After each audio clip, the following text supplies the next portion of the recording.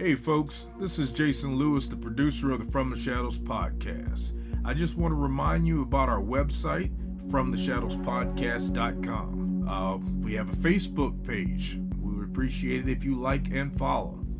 Also, join our discussion group on Facebook called After the Shadows. We have a Twitter feed. Please follow us on Twitter. It can be found with @podcast_from. Follow us on Instagram at From the Shadows Podcast. We have a YouTube channel. Go to the search bar at YouTube and put From the Shadows Podcast, and please subscribe to that channel. We are also on the Odyssey Radio Network, and we can be found there at odyssey1.com. We're still on the traditional podcatchers that everybody loves to listen to us on. We get a lot of feedback, so please rate the podcast and communicate with whether you're on Spotify, Stitcher, TuneIn, Apple Podcasts, Podbean, or Google Podcasts. We're there, and we appreciate it when you leave comments for us. We also have a Patreon page. It can be found at www.patreon.com/From the Shadows. You can receive books, stickers, coffee mugs, and special content just for our Patreon subscribers. Check it out for yourself and see what packages that we have to offer. Well, that's all I have for you right now, folks, and thanks for being a part of the From the Shadows podcast family. So with that being said, let's get this episode started. What I think on some of these taxis, I was in India, Mumbai, India. The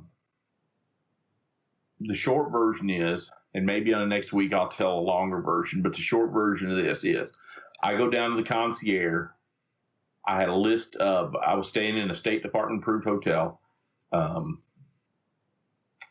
And especially when you go to a place like India that has, it's in the mosquito, there's an area they call it, I don't remember if it's called mosquito-borne area. There's just a lot of bugs. There's a lot of dysentery. There's a lot of bad water. There's a whole lot of stuff. And we would get a briefing on where you could go and couldn't. You're not going to say it's like West Virginia again, right? Okay. No, because in West Virginia, there's no mosquitoes because the water runs downhill. It runs down into to Washington, D.C. But anyhow, I go downstairs and talk to the dude at the hotel and say, hey, I want to get a taxi in the morning to a car, not necessarily a taxi, but I want a car. Me and a couple people with me, we're going to want to drive around, see some stuff. Can you arrange it? I can make it happen. You talk to, Billy or Tommy or Kevin, and I'm making American names because, I'm not real good in my Sikh studies. So I come down the next morning. I go right back to the same concierge desk, and I said, hey, I talked to a dude last night. He said, talk to Tommy or Kevin or whatever. Yeah, that's me. I need a car. For how many? I said, there's 4 of us. Okay, where you want to go? I said, we're going to go all over. I want to go just, see the place, see the town. Okay, you want a hotel car or you want me to get you something special? I said, well, I don't know. Now, the hotel cars were these big 500 series BMWs that picked us up at the airport, nice cars, beautiful cars. And he said, they're very expensive. I get you, I know somebody. So now, whether you're in Philadelphia or you're in Mumbai, when they know somebody, that's when it starts to get shady, right? That's what it starts to get. Yes. So he says, when? And I said, well, I have my 8. Go, you go eat. He'll be ready when you get done eating.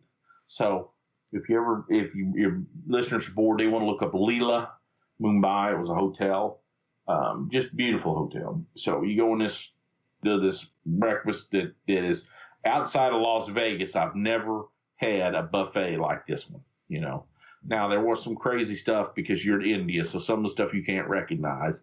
And if you knew what it was, you wouldn't want to eat it. But sit up, go to the trough, and eat like Americans. And then we walk out, and this guy, now this is a beautiful hotel, right? They got a line of white, what looks to be brand new BMWs, and that's what they're shuffling people around in. I tell the guy, "Is my car?" Yo, yes, Mr. Jeff, it's here. So he ushers me out to this dude that looks about 3 steps above homeless. And he's got, and I used a Mazda 626 because it wasn't a Mazda 626, but if you remember the mid 90s, it was a Mazda 626 looking piece of junk. You know, you call it rent-a-dent or, it looked like a Craigslist car. This is your driver. And these dudes, I'm with a couple females, and the dude with me, and they're like, "Is this for real?" And I said, I don't know.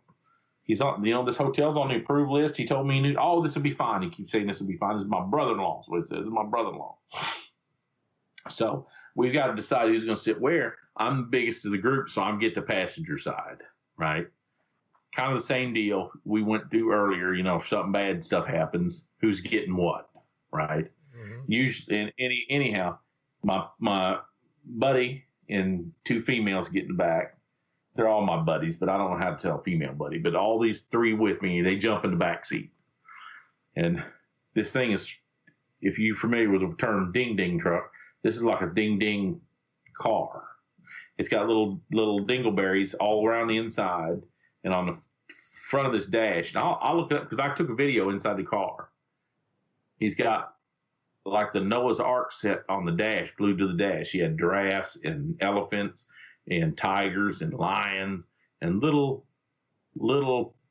animals glued from left to right all the way across his dash in pairs.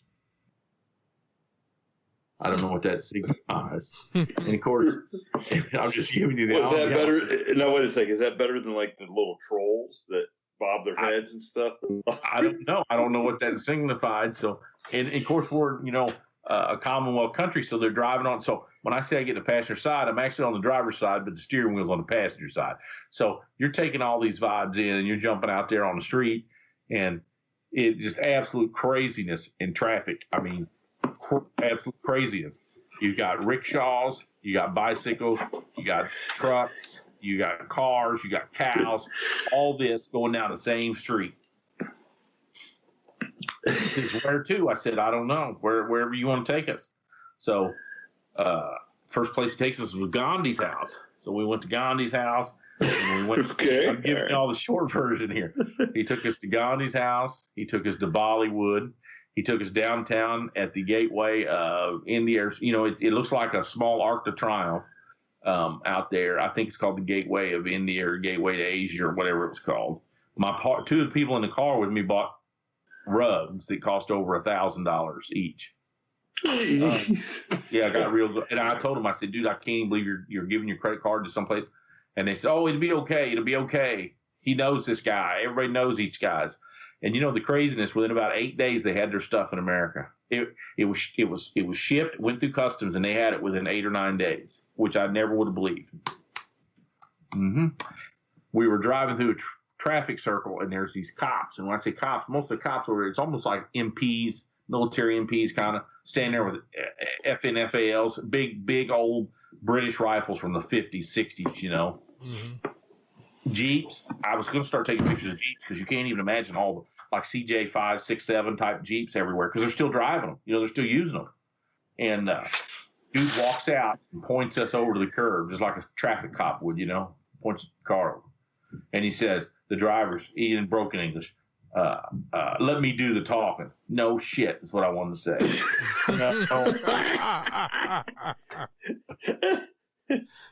Because the guy walked from the middle of the traffic circle to my window. So I got to hand crank his window down. It ain't even got power. I'm hand cranking his window down right there with a little pair of giraffes looking right at me.